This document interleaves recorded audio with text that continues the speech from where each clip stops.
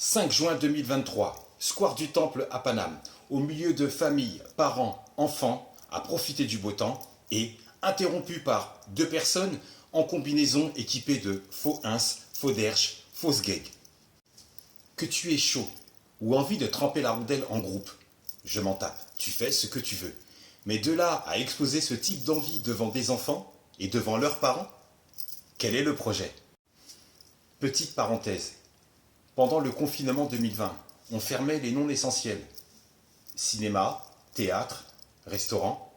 Par contre, on laissait ouvert ce qui était dit essentiel. Parmi cette liste de commerces essentiels, on laissait ouvert quoi?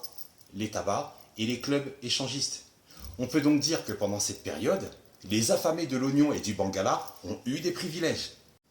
En fermant cette parenthèse, cette nudité devant les enfants, cette nudité devant leurs parents. Pourquoi? Quel est le but? Quel est l'objectif? Est-ce que ce serait pour pervertir l'esprit de nos enfants?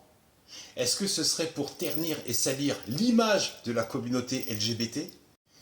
Des parents s'adressent à des policiers qui, curieusement, entouraient le parc et leur demandent d'intervenir et d'interrompre cette blague de très mauvais goût.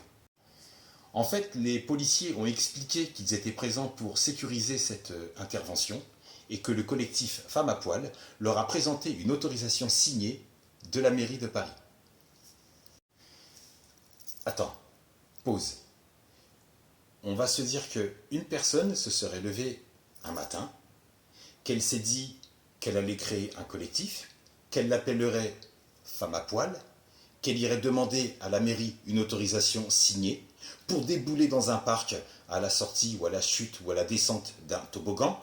Surprise, elle exhibe à un gosse une paire de libards, ou à côté ou à la sortie des balançoires, surprise, elle exhibe un bangala.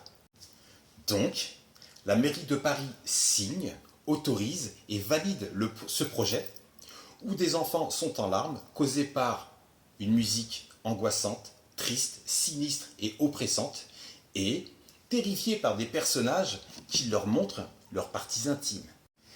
Un enfant n'en a rien à cirer que tu utilises ton corps comme un outil militant. Ce qu'il veut dans un parc, c'est de l'espace et vivre des jeux d'enfants avec d'autres enfants. L'attentat à la pudeur est une infraction pénale. L'outrage public à la pudeur, tel qu'une indécence naturelle ou une exhibition sexuelle, sont des activités illégales qui sont punies d'un emprisonnement de 2 mois à 3 ans de prison ou d'une forte amende de 3 750 €. Sauvons nos enfants.